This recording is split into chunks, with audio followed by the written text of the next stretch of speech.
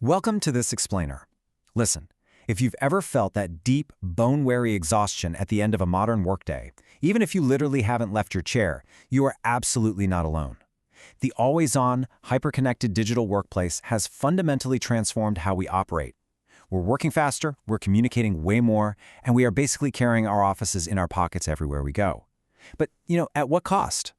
Today, we're unpacking a fascinating empirical study that measures exactly what this digital overload does to our brains and bodies. And more importantly, we're going to look at how we can actually protect ourselves. Okay, let's dive into this, because this is really about your daily lived experience. Think about that heavy feeling of Zoom fatigue, or the relentless pinging of notifications at 8 p.m., or maybe even that knot of anxiety when you open your laptop on a Sunday just to catch up. We so often just brush this off as a normal part of the modern hustle, right? But researchers are looking at this much more closely. They're asking a vital question. Is there a specific, measurable limit to what our minds can handle in a digital environment before our well-being just starts to completely tank?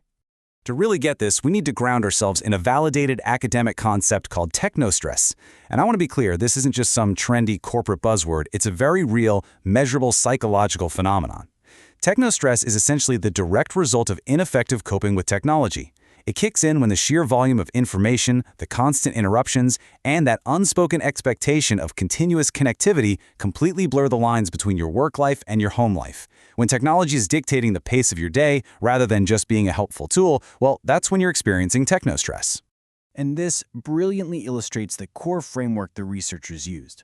On one hand, you have the objective reality of digital work. This is the sheer intensification of time and space, measured by the literal digital actions you take and the meetings you attend. On the other hand, you have your subjective attitudes, things like how your work interfaces with your life, your overall engagement, your job satisfaction, and how well you actually fit into your organization. The study maps out how these two sides constantly battle each other. They either skyrocket your work-related stress or they actively bring it down. Finding the breaking point, 144 employees, and click metadata. So, to find exactly where burnout begins, the researchers tracked the actual Microsoft 365 daily digital habits of 144 employees. This was at a highly digitalized Italian artificial intelligence firm over an 8-month period. By combining this hard, objective click metadata with comprehensive psychological surveys, they could pinpoint the exact empirical thresholds. And the data revealed its first dramatic tipping point, the number 11. When employees attend more than 11 virtual meetings per week on average, there is a notable, measurable spike in work-related stress. Now think about that in the context of your own calendar. 11 meetings might not sound like an impossible mountain, but when you factor in the mental load of video conferencing, zero transition time between calls, and the pressure to just constantly be on camera, it becomes this heavy cognitive burden that actively degrades your well-being. So the crucial point is the second threshold, 250. This is the exact spot where the praised flexibility of digital work turns deeply toxic. The researchers found that performing around 250 work-related actions outside of regular office hours in a single day leads to a massive surge in stress. Whether it's replying to late-night Teams messages, checking emails on your phone during dinner, or tweaking a presentation on a Saturday, once you hit that 250 off-hours action mark, your body and mind's ability to recover is severely compromised. Work-life clash and harmony. Because our devices let work happen literally anywhere, the boundary between the office and the living room is basically gone. This lack of physical separation means the stress generated by those 11 meetings and 250 off-hours actions doesn't just stay at work. It sits right there with you at the dinner table. And this brings us to a really sharp contrast the researchers measured: work-life conflict versus work-life enrichment. Work-life conflict is the dark side. That's when the demands of your job totally colonize your home life, creating the strain that makes it incredibly difficult to fulfill your personal or family duties. Unsurprisingly, the data shows this massively increases stress. But there's a flip side here.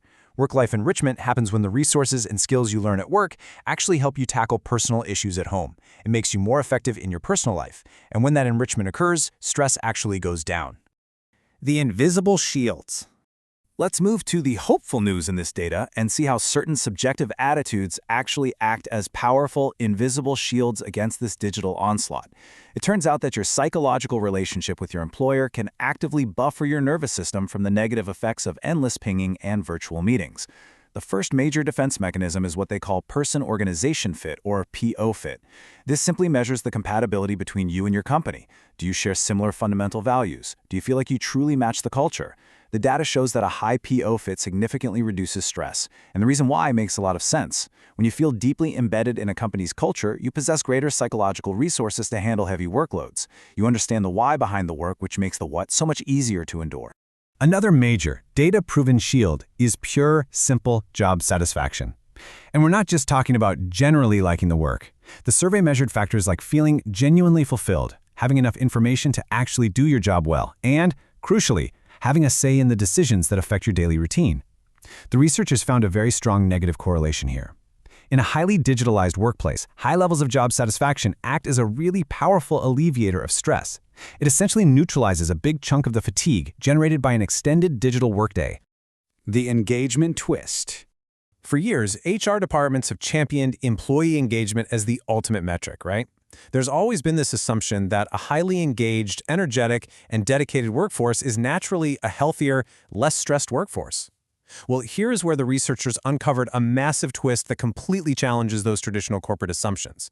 But to fully get it, we first need to quickly look at the demographics of the sample. Remember, this is an AI firm. The workforce is highly educated, over 90% have university degrees, and they're relatively young with an average age of 34. But importantly, there is a strong gender split. The sample is 75.69% male and 24.31% female. Keep this demographic context in the back of your mind because it's absolutely key to unpacking the surprise finding about engagement. Now, what's really interesting about this is that the researchers' initial hypothesis was flat out rejected. They went in assuming that high levels of engagement, feeling bursting with energy, being happily absorbed in tasks, finding real purpose in the job, would universally reduce technostress. But the data said no way.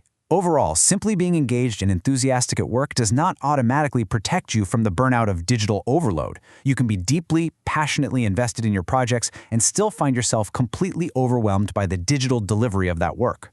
However, when the researchers dug a little deeper, they found a really fascinating nuance. When they controlled for gender, a significant moderating effect suddenly appeared. The study impartially reports that while engagement isn't a universal shield for the entire workforce, it does serve as a highly effective buffer against stress, specifically for female employees. For the women in this study, having higher levels of engagement with their daily tasks actively mitigated their perceived work-related stress much more effectively than it did for their male counterparts. Rethinking the digital workplace. So bringing all this empirical data together means we've got to actively manage our digital architecture. We can't just view digitalization as purely positive flexibility anymore, nor is it just a negative change of the office. It's a really complex ecosystem. For HR professionals, managers, and frankly remote workers trying to survive the digital era, the study provides some highly practical solutions. First up, organizations actually need to monitor digital workloads. Those 11 meetings and 250 off-hours actions, those should be early warning indicators on company dashboards. Second, to prevent that colonization of home life we talked about, leaders must enforce strict boundaries. Think no email hours or automatic delivery delays for messages sent late at night. And third, to combat video fatigue, teams have to aggressively promote asynchronous communication. We need to start replacing unnecessary meetings with shared documents or delayed messaging. We've seen the science now. We know for a fact that exceeding 11 virtual meetings or hitting those 250 off-hours actions actively harms us. And we know that finding alignment and satisfaction in our roles can actually act as a shield. But look, knowing the data is only half the battle. As you close out your workday today, I really want to leave you with this. Knowing exactly where the digital breaking point is, where are you going to draw your boundary tonight? Will you leave that last email in the drafts folder? Your well-being might literally depend on it. Thanks so much for joining me on this explainer.